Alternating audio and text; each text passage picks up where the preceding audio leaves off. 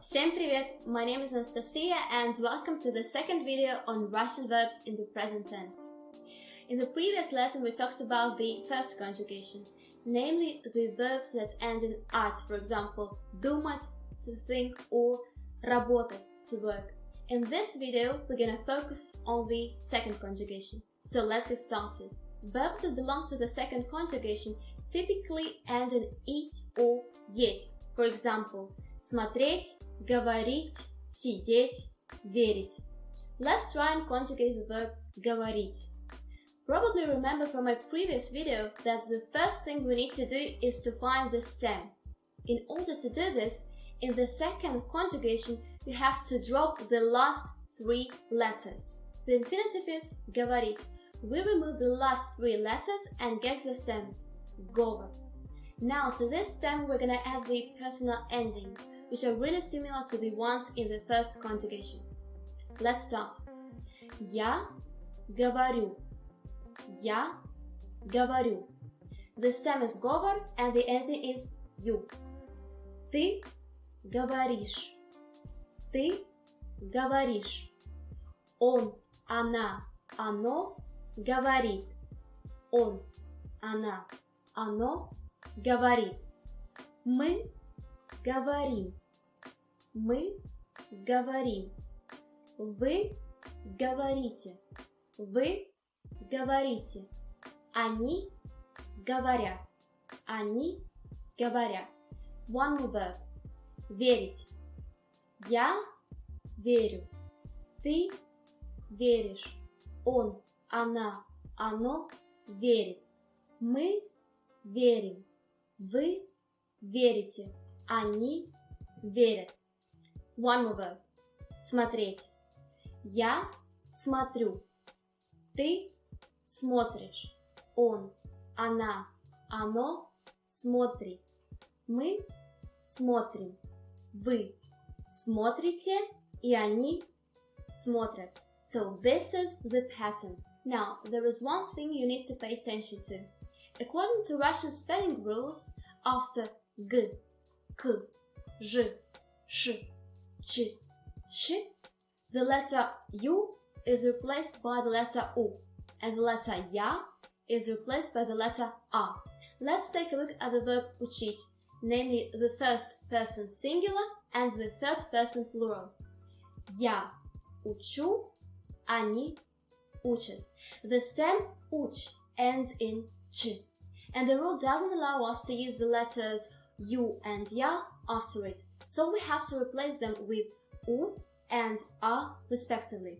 One more example. Дружить, to be friends. Я дружу, они дружат. The stem ends in zh, so again we have to use u and a in the ending.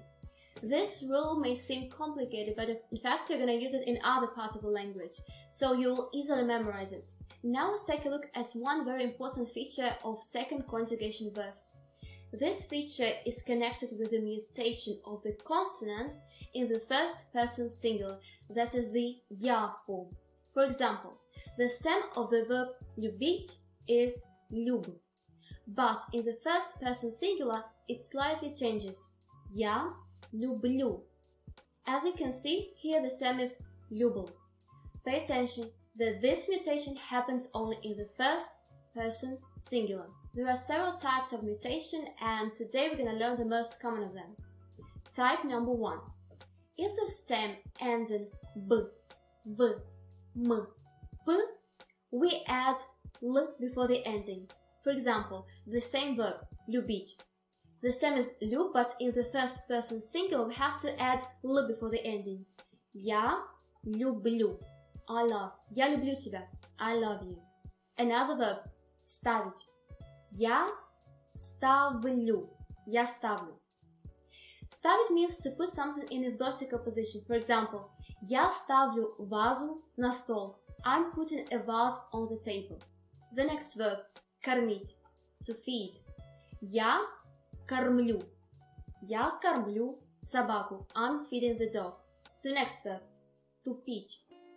Я туплю. To beat means to be slow, not to understand things, but in a particular situation. For example, Я сегодня туплю. I'm kinda slow today. I'm being slow today. Now let's take a look at type 2. If the stem ends in d or z, we replace them with ж. For example, ходить, to go.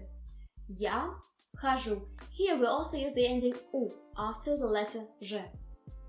Я хожу в школу. I go to school. Я хожу в спортзал. I go to the gym. Another example. Возить. Я вожу. This means to drive someone somewhere. For example, я вожу ребенка в школу каждый день. I drive my kid to school every day. Я вожу ребенка в школу каждый день. And now let's move to type 3. If the stem ends in s, we replace it with sh. For example, носить. Я ношу. Я ношу джинсы каждый день. I wear jeans every day. Я ношу джинсы каждый день. Another example. Просить. Я прошу. Прошу прощения, не подскажете, как добраться до Красной площади? Excuse me, could you tell me how to get to Red Square? Прошу прощения, не подскажете, как добраться до Красной площади? The phrase прошу прощения is used in formal context to get somebody's attention. And finally, type 4. If the stem ends in t, we change it to ch in the first person singular. Шутить. Я шучу. I'm kidding. Я шучу. Or another example. Лететь. Я лечу. Завтра я лечу в Москву. Tomorrow I'm flying to Moscow. Завтра я лечу в Москву. And by the way, did you notice that in most of my examples I used the letter U in the ending? That's because of the spelling rule that I explained to you before. So you see, you will often come across it. And that's it for today, guys. I hope you liked the video, and if you have any questions, just leave them in the comment section below. See you next time. Пока-пока.